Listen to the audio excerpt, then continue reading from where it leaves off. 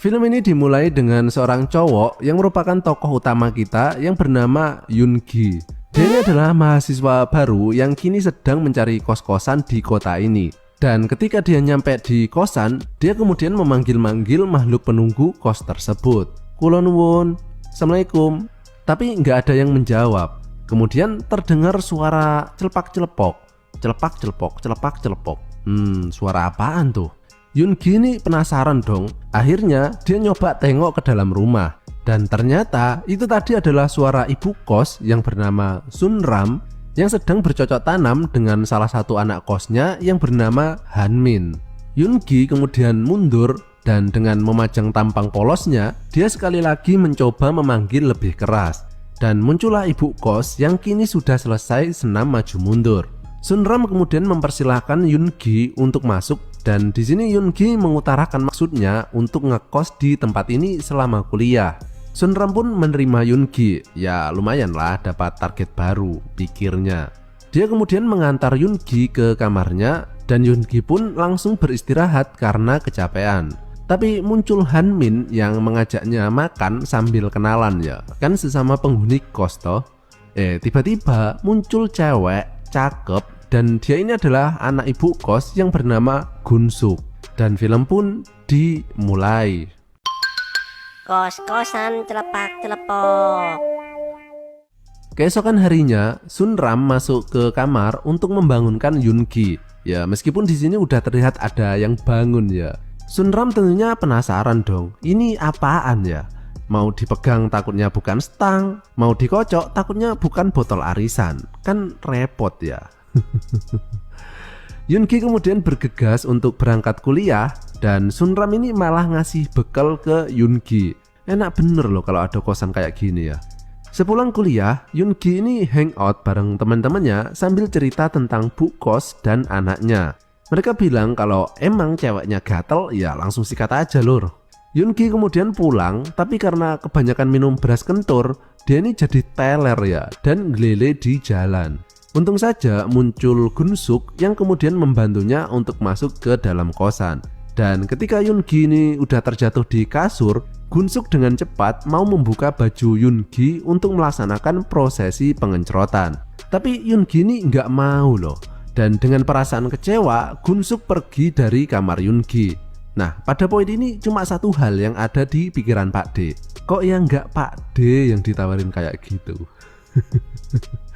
Paginya pas Yoon Gi lagi sikat gigi, dia melihat Gun Suk yang sedang cuci muka dan pakai pakaian yang seksi banget. Otomatis antena bawah langsung menangkap sinyal yang cukup kuat untuk bangun. Yoon Gi pun segera masuk ke dalam kamar untuk bersiap-siap berangkat kuliah. Tiba-tiba bu kos malah masuk kamar dan ngelihat antenanya yang lagi tegang. Karena malu, Yoon Gi segera pergi kuliah dan terlihat bu kos yang senyum-senyum melihatnya.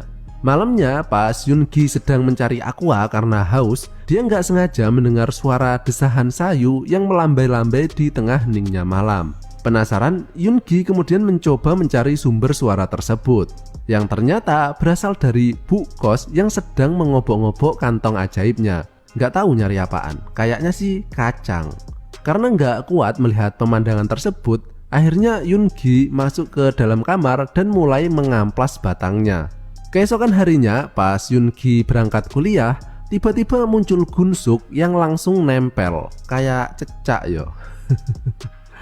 Di sini kelihatan ya kalau Gun Suk ini ada rasa ke Yoon Gi.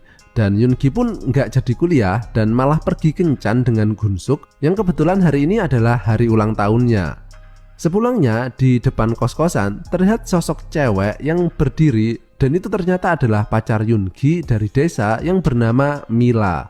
Dan Gun Suk ini terlihat agak kecewa ya karena tahu kalau Yoon Gi ini udah punya pacar. Yoon Gi pun mengajak masuk Mila dan memperkenalkannya ke ibu kos. Tapi Sun Ram ini nggak terlalu senang dengan keberadaan Mila di tempat ini. Dan ketika Yoon Gi mengajak Mila masuk ke dalam kamar untuk melepas rindu, tiba-tiba Sun Ram masuk dan mengatakan agar Mila tidur bareng dengannya saja. Karena nggak baik ya kalau cowok dan cewek dalam satu kamar. Berbahaya katanya. Tapi ketika Sunram sudah tertidur, Mila malah diam-diam menyelinap masuk ke dalam kamar Yoongi untuk melakukan penggenjotan. Dan hal itu diketahui oleh Gunsuk yang membuatnya semakin merasa pesimis untuk mendapatkan hati Yoongi. Keesokan harinya ketika Mila tengah mencuci muka, kemudian muncul Hanmin yang memperkenalkan diri sebagai teman Yoongi. Dan di sini ia nyantai bener ya, ngajak Mila jalan-jalan di hadapan Yoongi. Dan Yoongi ini malah diem aja loh. Oh alah, wong lanang opo kowe iki lele. Wong pacare diajak wong kok malah menengai. Akhirnya Hanmin dan Mila ini pun jalan-jalan ke kota ya, melihat ramainya orang-orang yang nggak pakai masker padahal lagi pandemi.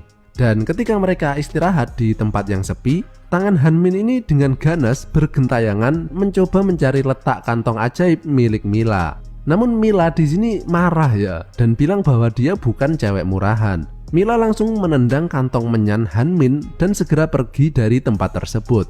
Akhirnya Mila berpikir bahwa tempat ini nggak cocok dengannya dan Mila memutuskan untuk segera pulang ke kampung saja. Yoongi yang mengetahuinya kemudian berusaha mengejar Mila, tapi sudah terlambat ya karena Mila udah naik sepur. Keesokan harinya pas Yoongi sedang browsing-browsing video Mama Gempi, muncul ibu kos yang mengantar makanan ke kamarnya. Di sini Sunram mencoba menggodanya dengan menyuapinya. Dan karena Yoongi ini udah terpengaruh video Shure yang katanya mirip artis tersebut, akhirnya Yoongi dan ibu kos pun bertarung. Namun akibat kejadian beberapa hari ini, mulai dari pacarnya dan lain-lain, Yoongi ini mulai berubah menjadi pribadi yang lebih kasar ya. Dia ini sering banget memaksakan kehendaknya baik kepada Sunram maupun kepada Gunsuk. Tapi kemudian dia sadar ya bahwa kos-kosan laknat ini sedikit demi sedikit telah merubah jalan ninjanya.